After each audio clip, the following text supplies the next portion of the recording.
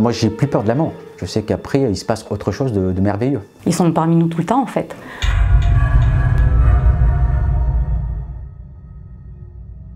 Salut, c'est Nix de la chaîne Rencontre Paranormale. Salut, c'est Nat, on est ici pour En Vrai. On va sur des lieux pour voir s'il s'y passe des phénomènes qui sont répertoriés depuis longtemps dans des pages d'histoire. Ce sont des entités qui sont mortes dans des morts violentes ou qui ne savent pas qu'ils sont morts. Ils ne savent pas qu'ils sont morts. Ou bien souvent qui sont accrochés au matériel déjà de leur vivant. Ils sont en fait coincés dans un espace-temps vibratoire qui est invisible à l'œil humain. C'est pour ça qu'on ne les voit pas en fait. Et on est obligé d'utiliser tous ces appareils de caméras infrarouges, de caméras thermiques pour essayer justement de communiquer avec eux, quoi. Ils sont parmi nous tout le temps en fait. Après, ça va être la sensibilité de chacun. On va pouvoir ressentir une entité vraiment n'importe où, mais ça va dépendre si déjà on est en pâte ou pas. C'est d'avoir une sensibilité vraiment développée. Typiquement, moi, pendant les émissions qu'on fait, même si on va travailler sur un sujet bien particulier, si une entité est présente, elle va venir me toucher. Moi, c'est vraiment très tactile, je ne sais pas pourquoi. Ils viennent systématiquement me toucher, ou en enquête aussi souvent, et ça va être vraiment des ressentis très forts. J'ai ça, qu'on appelle la Spirit Box, donc c'est une radio qui balaye les fréquences très rapidement, qui crée un bruit blanc. Et on se sert de ça justement en enquête pour avoir une réponse immédiate.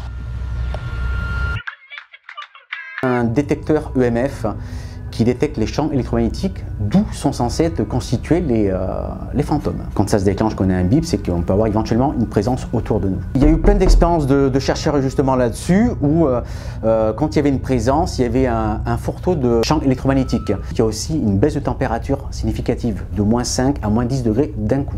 C'est-à-dire que vous êtes par exemple dans une pièce à 20 degrés, puis d'un coup, vous sentez comme un courant d'air glacial inexpliqué, quoi. C'est pour ça qu'on travaille aussi avec des gros thermomètres laser, en même temps, qui nous font voir s'il y a des baisses de température ou pas. Sûrement, on est en pâte à différents degrés. C'est déjà arrivé plusieurs fois où des personnes, par exemple ma sœur, se mettent à pleurer sans aucune raison, comme si on absorbait la tristesse de l'entité ou de la personne qui est dans la pièce, quoi. En fait, ces émotions-là, c'est pas les tiennes. Non, c'est comme si on me les transmettait en fait. On est en train de me prévenir de quelque chose. Ça m'est arrivé plusieurs fois où j'étais dans mon bureau en train de travailler et puis d'un coup je me suis sentie triste. Je n'ai pas compris pourquoi. Oui, à chaque enquête, en fait, déjà on se met dans une bulle, mon frère et moi. On va faire tout un tas de prières. Alors, pas forcément chrétienne en soi, mais c'est vraiment des prières d'âme en fait. On demande vraiment à une âme pure de nous aider, plus qu'un dieu ou je ne sais quoi, et de nous protéger le plus possible avec des rituels. On a l'eau bénite avec nous, on prend vraiment toutes les précautions qu'il faut. Et une fois qu'on a fini l'enquête, en fait, derrière, on va refaire la même chose, mais voilà, pour vraiment que ces entités qu'on a rencontrées ou pas, en tout cas en l'occurrence, restent bien là et ne nous suivent pas. Pour information, les points d'ancrage d'une entité, c'est une douleur au niveau de l'omoplate à l'arrière. Et c'est l'un des premiers signes physiques, en tout cas, d'une possession. De faire très attention, de le faire vraiment en respectant les règles, parce que c'est pas du tout un jeu. De le faire de manière très sérieuse. Si c'est pour faire de la vidéo sur le domaine du paranormal, pour faire le nouveau youtubeur, non. Parce que du coup, ça va dénigrer des personnes comme nous qui essayons de faire ça du mieux qu'on peut avec un sérieux, enfin, bien ficelé.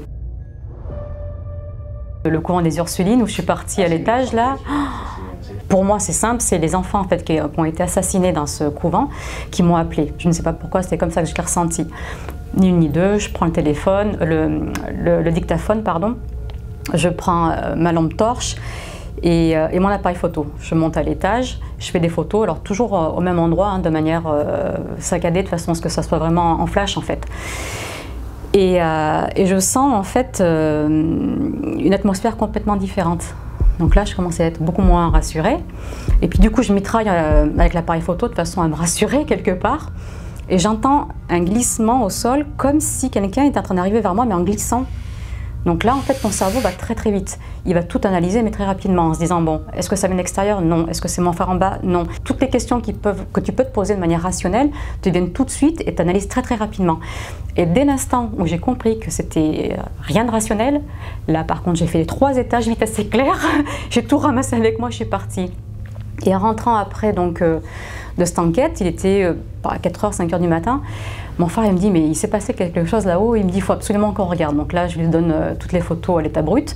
On se les passe les unes derrière les autres. Il commence à zoomer. Et là, c'est incroyable. On avait un spectre, le premier spectre qu'on a eu sur les enquêtes. Si vous voulez participer à nos émissions, on est en direct tous les mardis soirs avec une nouvelle histoire paranormale, chaque mardi soir. Tous nos reportages sont également en ligne sur la chaîne YouTube Rencontre Paranormale.